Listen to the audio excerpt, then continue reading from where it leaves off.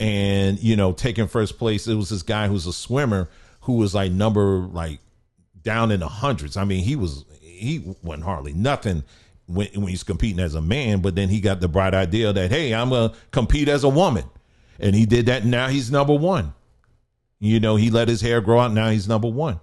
And then you got same thing in some of these other sports too. And when it comes to track or field or some of these other sports, basketball. Now you got men that are now wanting to compete as women, right? So when you look at a lot of these organizations, and we actually pointed to one of these organizations, a lot of these organizations that are coming together and are actually taking schools or leagues to court, the majority of those organizations are made up of white people, right? So they have made it very clear there is no blurring of the lines that they are with when it comes to sports. They believe that women's sports should be women's sports, men's sports should be men's sports. They've made that very clear. So that same demographic when it comes to sports, period, that's how they're looking at. Now, when it comes to black folks, on the other hand, it gets a little muddled up a little bit. We don't, to my knowledge, there is no organization out there that's taking a similar stance when it comes to that. In fact, you'll see that we are participants in it. I gave an example of that. There was a track team in somewhere, I think it was in the Northeast, where the two of the women's track team, where two of the men who, it was two guys that wanted to participate in a women's track team as women. Now that's what they're doing. And now and then in the news report that I played for you, they said they had the full support of their friends and their family and their community. And so what I'm seeing happening now is, by default, black folks are being shoehorned into supporting the LGBT agenda. You with me? And even though traditionally, by and large, our demographic isn't a proponent of LGBT, when you look at the actual culture, you'll see that we will support it, provided if it fits in these certain boxes. Like in the church, for example, in music, hey, listen, I'm not with homosexuality. I ain't with no LGBT, but man, listen, bro, sis, he can sing. He can sing. So as long as he can sing, he's all right with me, or she is all right with me, or he. That woman that sings tragedy, oh, common great. I ain't going to try to sing it. Well, she's a way open lesbian and been that way for years. And but people go around, hey, we don't care what the girl can sing. You know what I'm saying? We don't care, but when she get on that mic, she's singing them old hymns that I used to like when I was growing up. I look, and they, grandma and grandpa, who traditionally ain't with that lifestyle, but they, those songs, on the other hand, they be singing along with them, right?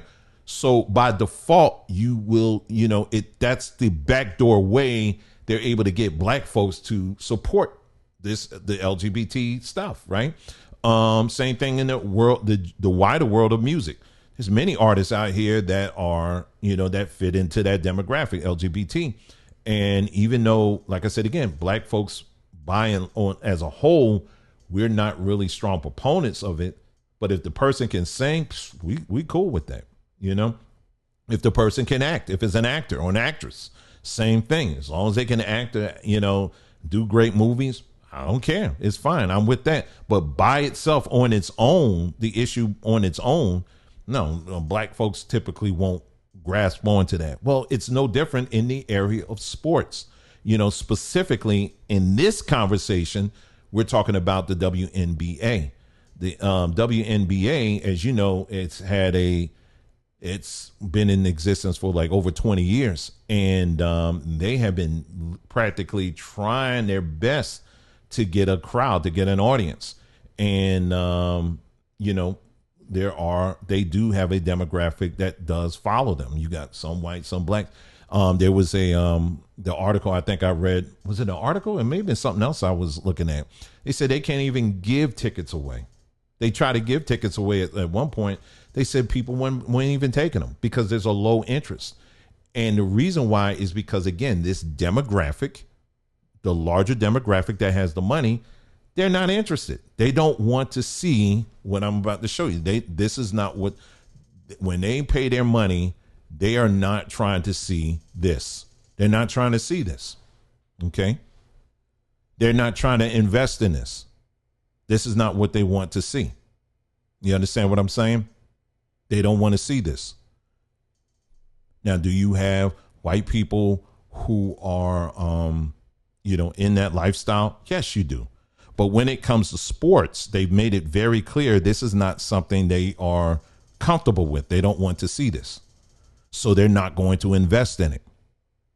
It was funny. I was watching something the other day, and they're trying to have Caitlyn now, her critics, they're trying to push her. They're like, okay, well, you may be good at what you do, but you need to speak out more for, you got to speak out more for black injustice, and you got to speak out more on LGBT, well, not LGBT, on gender issues. And she was like, well, I'm just here to play ball. I don't know about all that, but I'm here to play ball, and that's it. And I respect my other players that are out here, and that's it, and we play hard and we keep it moving. But these black commentators, what they're doing now, they're depending on something, what I call rage engagement. And what they're doing is now they're trying to get black folks to get so enraged at the fact that Caitlyn's getting all the attention, but look at all these other players that are good. Look at AJ and look at Aja. Sorry. Look at this person. Look at that person. Look at Angel. Look at all the, you know what I'm saying? I say Angie. Wow. Angel. Look at all these other players. Look at all, they're not getting the same attention, but Caitlyn is, that kind of thing. And so what they're doing is they're trying to push black folks to get involved, to get engaged, to defend the race, a race aspect that's there, but not really there. But they're leaving out this angle because it's already been proven by the numbers that like I said, first of all, the white demographic ain't really rocking with this when it comes to sports. The black demographic ain't really rocking with this when it comes to sports. But what I'm noticing now in when I go on Twitter is that I'm seeing a higher engagement rate of black people when it comes to the WNBA, but now it's kind of like enraged. It's more like, we got to protect Angel. We got to protect Aja. We got to protect, name the top players in the WNBA. It's more of, we got to come and do our duty and we got to do our part to protect our black players. It's not even about the game anymore. Now it's about everything else. You can't, that is not a good marketing strategy. And okay, and I'll share a little bit more with that. Let me just show you this. So they're not into this. Do you remember when Brittany Griner, she did this? She was, and she's out here, with her wifey, in the swimming pool, taking up shots at the pool. You know how pools have some pools you can buy the little basketball joint, basketball hoop or whatever. She's out here taking shots with no shirt on. Now, the last I checked, she's a woman. So let me ask you something. So here's the thing. The NBA and a lot of these other sports genres, whatever, they're very big on players being good, doing good on the court and also off the court. And they're very big on, how they have to set examples, especially for the young people and all that other stuff, right? And so right now, they're all on Caitlyn and saying that she's got to set an example and tell people and lecture people about her white privilege and all of this other stuff, right? They're riding her on that, but I don't hear anybody talking about this.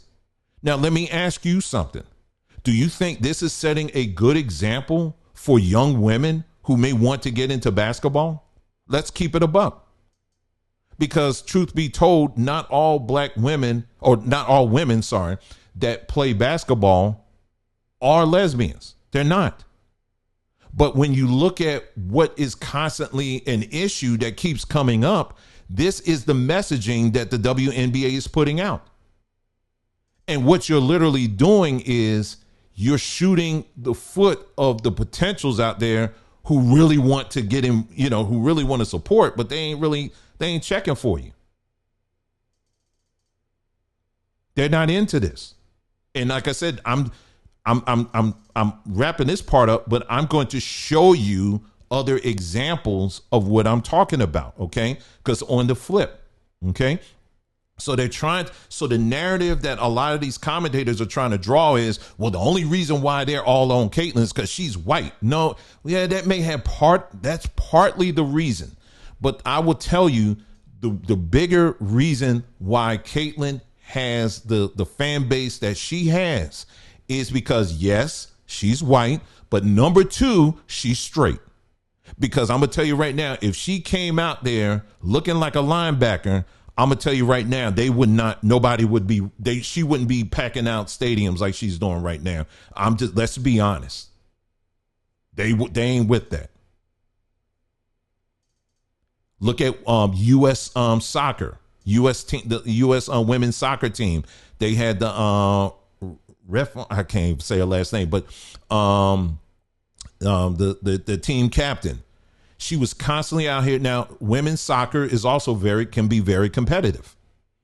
But this woman kept running her mouth and started talking about how, we need to get paid the same level as the men out here, and it's not fair, and start trying to run that campaign. And she got all the, posing like what you're seeing on the screen here with her wifey or girlfriend, whatever it is, and really going hard with that agenda. And guess what happened? People start turning away. They was like, man, I ain't checking for that.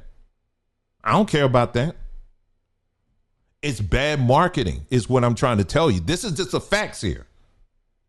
So what some of these people then will do is they'll turn on the people that you're trying to reach out and trying to get them to watch you. And now you're trying to attack them for not supporting all of this. You understand what I'm saying? Meanwhile, black folks, by default, I hope you guys are tracking me. You are not only are you just getting engaged with your rage and seeing this strictly as only a black and white thing, but in your enragement, what you're doing is you're also by default trying to support a lifestyle that many of you do not support. You see how they get you?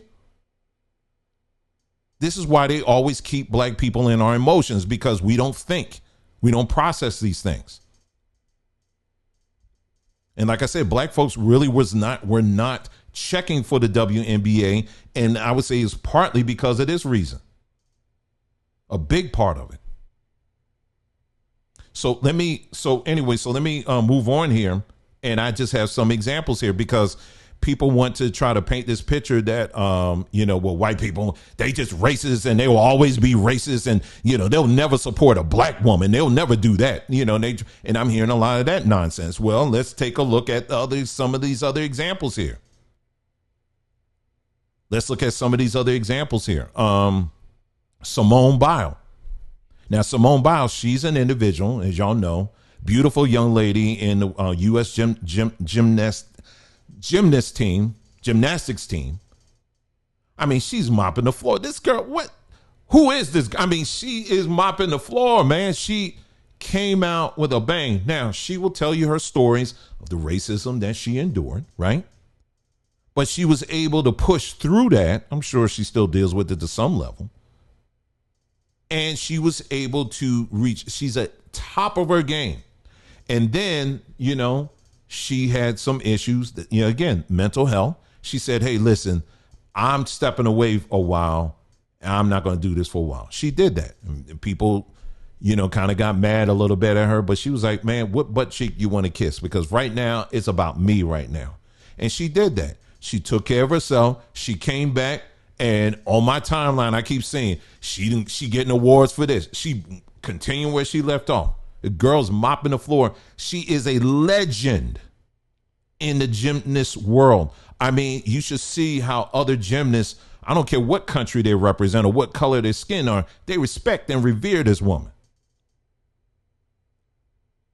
But what's the difference? She is a young, beautiful lady, but she ain't out here looking like what I just showed you on the screen. She's not doing that. And that's why one of the main reasons why she's getting the attention. She ticks all the boxes when it comes to marketing.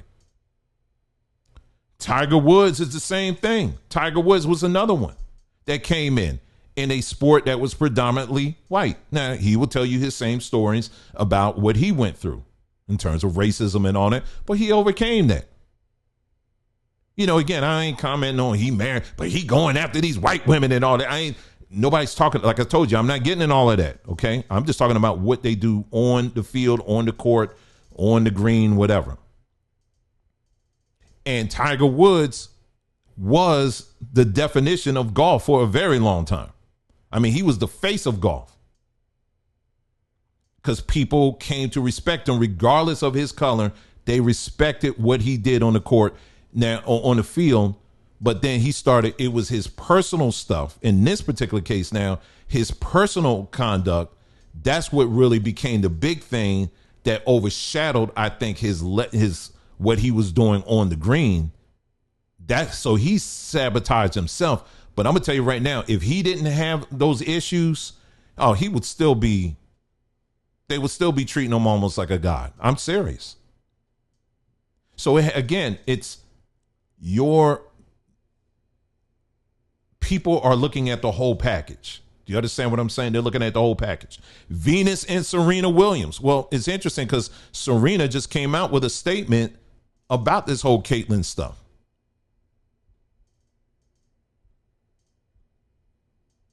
It's right here. Serena said, here we go. It's, they of course had to bring her into it. Now Venus and Serena, as you know, same thing, same kind of story of struggle and all that they had to go through. Top of their game, legendary.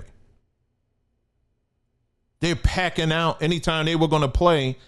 People, they shut it down. All the seats are bought up.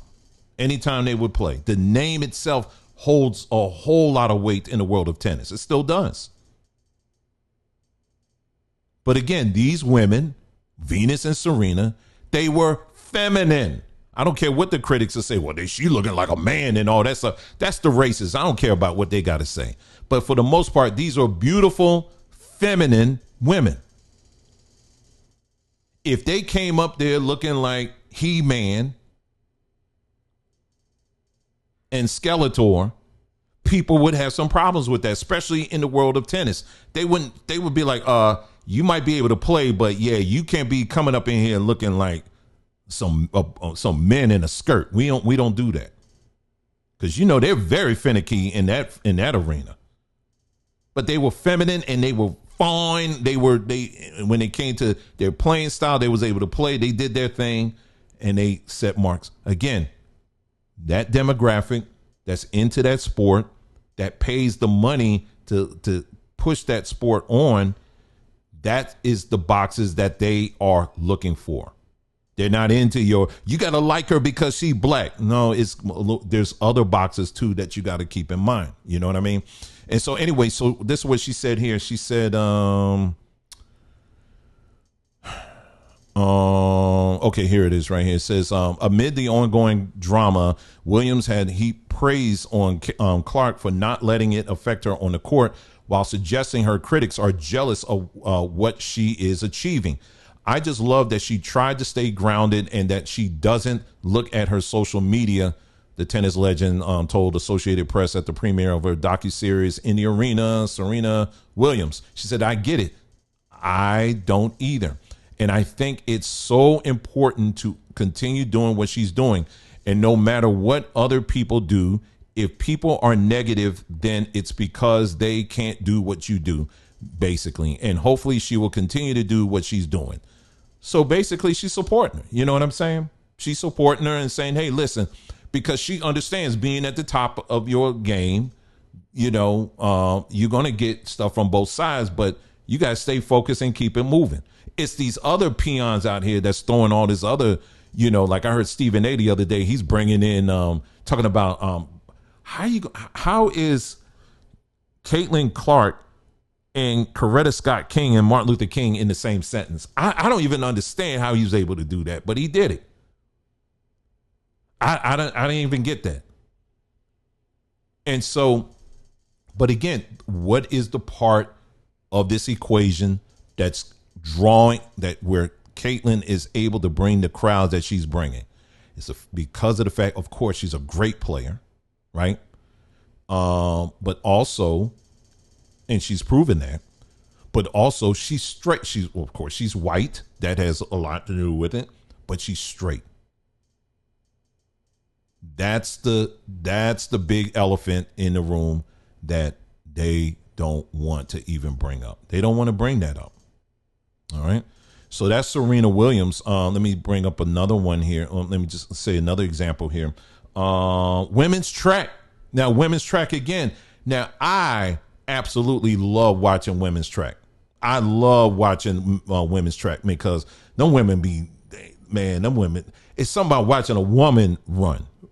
When y'all be running, it just be, I don't know, especially those short women, man, they just be like, I mean, y'all be flying. Now, the brothers be flying too, but this when especially black women, when y'all running, it's, I tell you, I absolutely, in this house, we love watching women's track. We love track, period. We like watching track. And so, but again, this is a sport. When those women are on the track, now, do you have lesbians that are on these track teams? Yes. Do you have gay men that are on these track teams? Yes. Carl Lewis, anybody? But yes, but when these people get on the field, there ain't no talking about, yeah, this is my husband, this is my wife, and all this other stuff. There's not that. Now, you do have one who is lesbian who did come out recently and said, yeah, this is what I am. But the sport in general itself, when it comes to track, it does extremely well in terms of marketing and likability across all these different sectors, because you're not bringing in that other stuff. Do you understand what I'm saying? When they're looking at these athletes, they're seeing women and they're seeing men. It's very straightforward. You know what I'm saying? Now let me bring in this other. Oh, so I said women's track. Now let me bring in Gabby Douglas. Now, how many of y'all remember Gabby Douglas? Now, Gabby Douglas, she's another. She was a one that competed in. She was a gymnast. I don't know if she's still doing it or not. I'm not sure, but she was a gymnast. And do you remember and she was very good. But do you remember what happened? One of the big things that came up with Gabby Douglas. Again, she was another sister, top of her game, right? People on all sides loved her, except one demographic. Let's read what for those of you who don't remember, I remember this very clearly. Okay. Let's read the article. It says, on Friday, ESPN intern Skylar Diggins, one of NCAA's most accomplished college basketball players, shadowed me the day. Okay, I don't care about that. But a considerable portion of the conversation wasn't about sports media, but electrifying gymnast Gabby Douglas, who won an individual gold medal in the all-around event and also helped the United States win the team competition. It was the first team gold for the U.S. since the 1996 Olympics in Atlanta. I wish I could say that Diggins and I simply gloried in the Douglas's inspiring accomplishments, but unfortunately, we spent a lot of time talking about Douglas's hair. How many of y'all remember this? All right. That's because too many people took to Twitter and Facebook, and sadly, many of them were African American women, to degenerate Douglas because her hairdo apparently wasn't up to people's standards.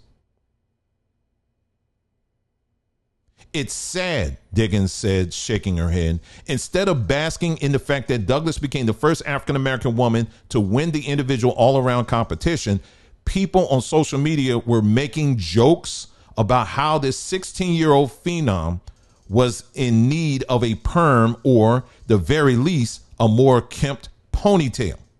It makes me absolutely sick to see these comments about Gabby's hair, said Swin Cash, the decorated Team USA forward who was in London for her third Olympics. What sickens me more is that mostly people from our own community.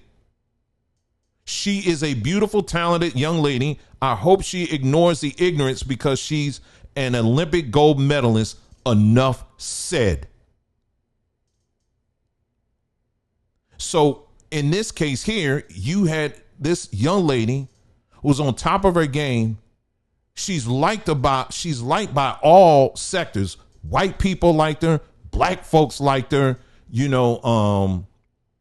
anybody else around. I mean, China, all these other groups, the Romanians, all these people, they respected her because she was extremely talented.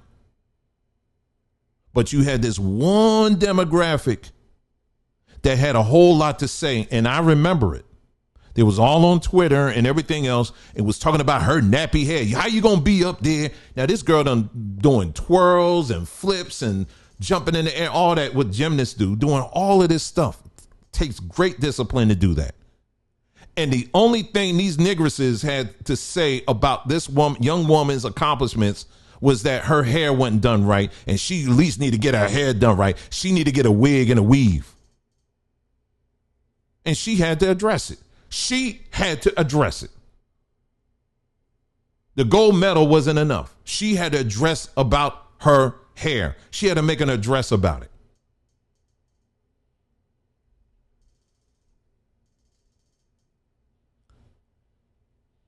So my point in bringing this up is the fact that when we're talking about sports, you got to make sure you're looking at this whole entire picture and see that sports isn't about just simply this little stuff here about hair and, it's white versus black and all that stuff. No, there's a lot of pieces to it when it comes to success, marketing, and doing business, the whole nine. There's a whole lot of pieces to it. And sometimes we can be our worst enemy in destroying it. And I think what's happening with the WNBA right now, by them engaging in this, rage engagement, whatever the heck they're doing right now, they're actually setting themselves up for more failure by bringing in a fan base or encouraging or trying to create a fan base that in part it's really about, they're feeding into the whole narrative like black versus white, because you got on the other side, you got white people too that are losing their minds, and every little thing, every time someone touches Caitlyn, all of a sudden they're losing their minds over that, and it's just, so they're going off board anyway, but they're going to have to get a grip on that. And I'm going to tell you why. Then again, let's go back into the numbers here. This is another article that I came across. This was a good one. This one is this the one? Yeah, this is it. Pocket watching and I want to call these people NAACP so bad. Anyway, pocket watching WNBA losing money during Caitlin Clark's economic boom. That's right. They're actually losing money. And they've been losing, the WNBA has been losing money for a long time. Did you know that the WNBA is being carried by the NBA?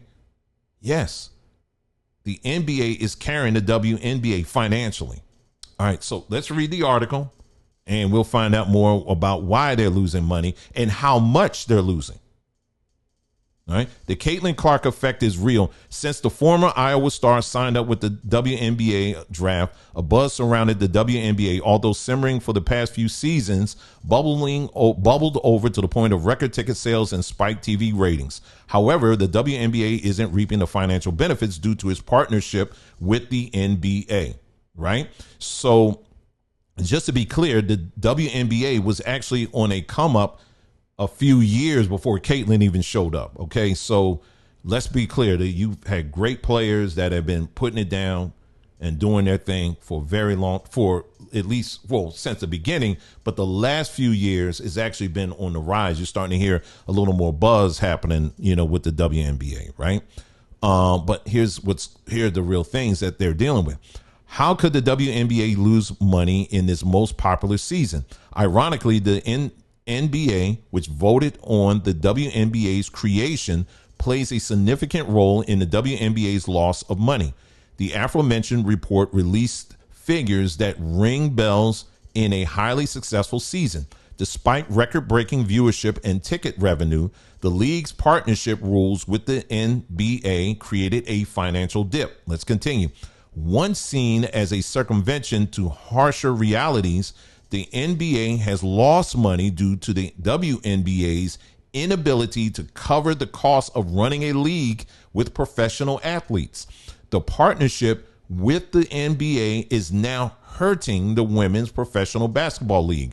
In its current deal, the NBA finally sees a return on the WNBA's partnership. However, since the NBA finally has money to take from the surging WNBA, that means the franchise of the latter league finally feels the hit of the former. All right. So let's continue. In 2018, Adam Silver revealed the NBA loses an average of $10 million annually. So they've been losing $10 million annually. Never has the WNBA covered the NBA's losses. However, it's time for the Women's Professional Basketball League to pay its dues. Unfortunately, the teams and the league can't fully celebrate the newfound interest in financial commitments to the WNBA. The NBA receives about 40% of the WNBA's revenue and outside investors. The WNBA raised $75 million from Nike NBA owners, the NBA itself, and others in 2022 to get roughly 20%, leaving the teams and players of the WNBA with about 40% of its own revenue, the Post reported. Thankfully, this current situation is not in perpetuity, and the following media rights deal is reportedly a seismic financial rise in revenue. According to the Post, media revenue alone could increase from $60 million annually to $180 million to $200 million, if not higher. So they can turn it around. But they right now, it's not in this article. I thought it was in this article. In this article, this year in here it is right here. According to a Washington Post report, the WNBA and its teams will lose about $50 million this year. So it's going up from $10 million that they're losing a year. And now this year, even with Caitlin Clark, they're up to $50 million that they can potentially lose this year. Okay. So what I'm saying in conclusion with all of this is that what is the Caitlyn effect? It's what I've been saying. Number one, of course, she's white, but it's white and she's straight. That is what is the key. If you are someone that's truly into marketing and looking at the metrics of everything, you're going to look at everything. You're going to look at all the details. You're going to say, okay, we've had all of these great players in the WNBA for all of these years. Why is it all of a sudden now she come and all of a sudden all these people, they all into? It's not that they haven't had, and the WNBA has had white players, and they still do, even before Caitlyn. Right? But I don't know if they've been at the level of play that she has brought. I'm talking about the white players. Right? But what she is bringing to the table is, number one, that social media ain't no joke, right? The social media that she was able to, generate or whatever. But it was because of her playing on the court in college, right? But also, so she's white, that social media plays a part in it, and the fact that she is straight. Those are the factors that is behind why folks are all up on her. You know what I'm saying? And why she's able to pack out stadiums, because the dominant culture that the NBA, the WNBA are trying to go after, the dominant culture, which has the money, the extra money to spend on these tickets, they are not interested in what you see on your screen. It's not because they're black. It's because of what you see here. Do you understand what I'm saying? And if you notice, I also got two white women here too. They're not interested in that. So alone, they're not going to invest in that. They're not interested in that. They're not interested in seeing WNBA players out here taking shots with no shirt on. They're not going to invest in that. But to get to, but what a lot of these companies typically do when they're really hurting in the marketing area, they always turn to black people and try to get us enraged about something and try to turn it into it's a black versus white thing. But it's a bad strategy because you got people now that are talking about everything else, but not talking about the actual game itself and these players. The fact that you had all of this drama, all of this attention on two teams, Chicago and then Indiana, they're like way down in the league. I think the top team in the WNBA, I think right now is the Liberty, New York Liberty, I think. If they're not at the top, they're near the top. But there's more buzz on these two teams that more than likely they're not going to even make it into any championship because they're so low. I mean, they both have losing records. They have Chicago and Indiana. They both have losing records. They probably not. I'm sure that, at this, they might make it. I don't know. I mean, anything's possible. But why is there more attention? But the fact that there's so much attention that they're trying to put on this rage attention on these two on people like Angel and Kennedy and some of these other players. And then black folks, we feel like we got to come engage and be in defense of these black players. But there's really not a whole lot of attention on these top teams. You understand? That's some backwards market in there. All your attention should be on your top teams. So their marketing, they're literally like all over the place on this. And if they're going to have to clean this up and they're going to have to start trying, these commentators that are out here that are trying to turn this into some kind of big race thing, they're going to have to get off of that and begin to start focusing on, if you're really serious and you really want to have a conversation on what's really holding back the WNBA, you better make sure you bringing up all these different things that I just talked about. It has nothing to do with white versus black nonsense, but the people that you're trying to target who have the money to buy the tickets, to show up to these games, to buy the season passes, they're not interested in the LGBT stuff. And what's happening is black folks are being shoehorned by default in pushing an agenda that all studies have shown that we don't, on the front end, we don't support the LGBT agenda. But in this case, we're supporting it by default simply because, well, he's black and we got to support our black people against the evil Caitlyn, that kind of foolishness. So anyway, I just wanted to take some time and really go over that because I thought it was it's just that this part of the story is really interesting. And I brought up, in case you missed it in that other video, if you didn't watch that other video, make sure you see the video that we did the other day where we talked about Candace Wiggins. I actually reached out to her on Instagram and to see if because I wanted to offer and see if we can do an interview with her. Here it is right here. Here's the article right here. I'll bring this up and then we'll move on. Okay. In case for those who missed it, this is the article right here. I'll bring it up. So, you can do whatever you want, what I just said, but, take it from Candace Wiggins. This is what she wrote here. She said, I was bullied for being straight in the 98% WNBA, gay NW. Wow. I may need to play NWA because I keep saying it anyway. Wiggins, who turned 30 last week, described a very harmful culture. This is back in 2017, by the way. Very, very harmful culture of the WNBA in an interview with the San Diego Union Tribune on Monday. She said, it wasn't like my dreams came true in the WNBA. It was quite the opposite, says Wiggins, who announced her retirement last month while considering a contract extension with the New York Liberty. I wanted to play 2 more seasons of the WNBA, but the experience did not lend itself to my mental state. She said it was a depressing state in the WNBA. It was not watched. Our value is diminished. It can be quite hard. I didn't like the culture inside the WNBA, and without revealing too much, it was toxic for me. She said my spirit was being broken. And then they go and talk about her stats here. And then she says, me being heterosexual and straight and being vocal in my identity as a straight woman was huge, Wiggins told the Union Tribune.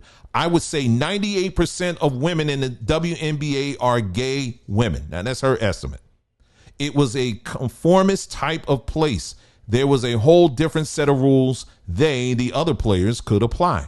There was a lot of jealousy and competition, and we are all fighting for crumbs, Wiggins added.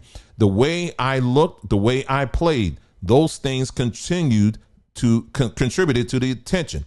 People were deliberately trying to hurt me all the time. I have never been called the B word so many times before in my life than I was on my rookie season. I've never been thrown to the ground so much. The message was, we want you to know we do not like you. That's what she says. This is her experience.